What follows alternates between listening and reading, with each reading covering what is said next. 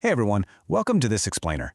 If you spend any time online, you know Discord. It's the absolute go-to for gamers, study groups, fandoms, you name it. But today, we're diving into a really fascinating research memo that asks a completely different kind of question about the platform. We're going to explore exactly how this massive digital ecosystem actually makes its money, without selling ads, and how it builds wealth through what researchers call effective infrastructure. Let's get right into it. To really wrap our heads around the scale of this mystery, we've got to look at the numbers. Discord is hosting a staggering 200 million monthly active users. And what makes that user base so incredibly unique is that Discord pulls this off without relying on a public algorithmic feed. There's no infinite scroll of curated viral content keeping you hooked, which, as we all know, is pretty much the standard playbook for almost every other tech giant out there. And when you realize there are 90 million daily active users consistently logging in, the sheer volume of human interaction happening here is just mind-boggling. People are spending hours upon hours every single day hanging out in voice channels, sharing their lives, and coordinating with each other. It's a massive ecosystem of human connection, but it's operating entirely outside the normal, searchable web. So, this brings us to the central mystery. If they aren't selling your attention to advertisers against a public feed, and their own privacy policy actually explicitly says they don't sell personal information, what exactly is the capital of Discord? How on earth do they generate billions in value? Well, unlike traditional social media like TikTok or Facebook, which monetize public attention flows by ranking feeds and blasting you with ads, Discord is doing something completely different. It acts a lot more like a digital landlord. It's literally monetizing our fundamental human need to belong. The researchers describe this as capturing the utility of always-on coordination, relying on the fact that there's an incredibly high social cost to leaving your digital home. The research actually gives this a brilliant name: dependency capital.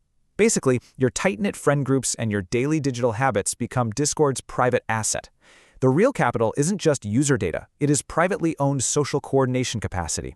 By owning the technical architecture, the servers, the roles, the payment flows, the platform makes itself absolutely essential for your community to survive. You become dependent on their infrastructure just to maintain your social life. So how does this actually work in practice? It's a pretty fascinating three-step process where your community's deep bond gets systematically transformed into renewable platform rent. First, the community does all the hard work of creating genuine attachment. Second, the platform steps in and supplies purchasable expressive symbols. Think server boosts, custom emojis, Nitro subscriptions. And finally, revenue flows through Discord's infrastructure. When someone buys a cosmetic perk, they aren't just treating themselves, they're essentially paying rent to upgrade their collective digital home. It turns community attachment directly into platform capital. To explain this, the researchers draw on something called effective economics. Put simply, features like a booster badge or a colored name tag aren't just pixels on a screen. They're actually vessels for social attachment. Discord gives us the way to circulate our pride, gratitude, obligation, and loyalty through these digital objects. These feelings are exactly what holds people in place and sustains those recurring payments, because your actual presence in the server becomes valuable.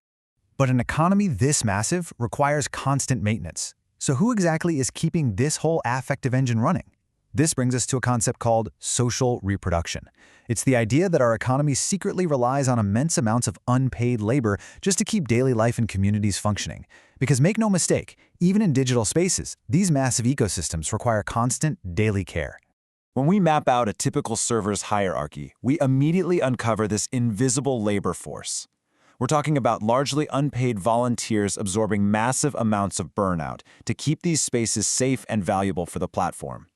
They are the ones welcoming anxious newcomers, de-escalating conflicts, managing harassment, and absorbing hostility. While Discord, the company, builds the software, they rely heavily on this unpaid workforce of server owners and moderators to do the daily frontline policing and care work. It is a classic case of emotional labor. On Discord, genuine care, conflict mediation, and mutual aid function as a massive, completely unpaid subsidy to the platform's trust and safety systems. And the researchers make a really crucial point here. The exploitative power isn't about making this care fake. The friendships and the support are very, very real. The catch is that this real care is taking place inside an infrastructure that a private company monetizes. Now let's zoom out and look at a broader consequence of this whole ecosystem. Have you ever tried to Google a highly specific tech support question only to realize the answer is buried deep inside some private Discord server you don't have access to? Yeah, we've all been there. That's what the researchers call the anti-web. Discord isn't anti-social, but it actively shifts public knowledge away from indexable, durable web pages and buries it into these semi-private chat archives. Instead of the open web where knowledge is searchable by literally anyone, Discord encloses community memory inside a privately owned walled garden. Now, to be fair, we often retreat behind these walls for safety, right? Roles in private channels protect marginalized communities from the harassment of the open web. But the hidden cost of that safety is an absolute, complete dependence on private infrastructure. When your group's entire social graph, all your automated bot configurations, your moderation records, and your collective community lore are entirely trapped in this ecosystem, leaving becomes almost impossible. If your community decides to migrate to another app, you can't just easily export all those vital records. Leaving often means losing your collective identity entirely, because the switching costs are just astronomically high. And this isn't just about losing your gaming history or a few memes. To test this theory in the real world, let's look at a high-stakes case study from the research. A local community using Discord to coordinate life-or-death mutual aid during a deadly climate crisis. Imagine a neighborhood using a server for flood alerts, cooling center rides, and disaster prep. Suddenly, we're not just talking about a chat app anymore. We are talking about critical infrastructure. In an emergency, like a massive heat wave, the platform's low-friction, rapid setup is undeniably useful. The flow is incredibly fast. An alert goes out, voice channels spin up instantly to coordinate rides, specific roles are tagged to match people with immediate needs, and private channels are created for post-crisis grief work and emotional support. It provides this immediate, ambient presence that works remarkably well when every second counts. But here is the fundamental contradiction of it all. The community owns the intangible local trust and their external real-world relationships. However, a private company wholly owns the message infrastructure, the accounts, the roles, and the emergency archives. While the community performs all the life-saving, unpaid care labor, the platform owns the technical environment that makes their survival possible. If that server gets mistakenly banned, or if the company suddenly changes its policies, the community loses its emergency procedures in an instant.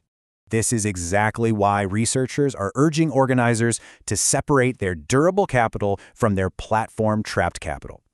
Durable capital includes things you actually control, like opt-in email lists, public wikis, and shared drives. Trapped capital includes your Discord roles, your Nitro-based status, and your server's social graph.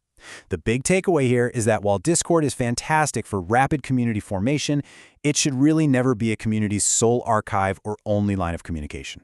So, as we wrap up this explainer, I want you to take a moment and reflect on your own digital communities. Discord is an undeniably powerful tool that brilliantly captures value by making itself the absolute necessary infrastructure for our social lives. But it leaves us with a critical question to ponder. If your digital home disappeared tomorrow, if the servers went down or your account was just gone, where would your community memory live? Who truly owns the space where your group's history resides? Think about it. Thanks for joining me for this explainer, and I'll catch you next time.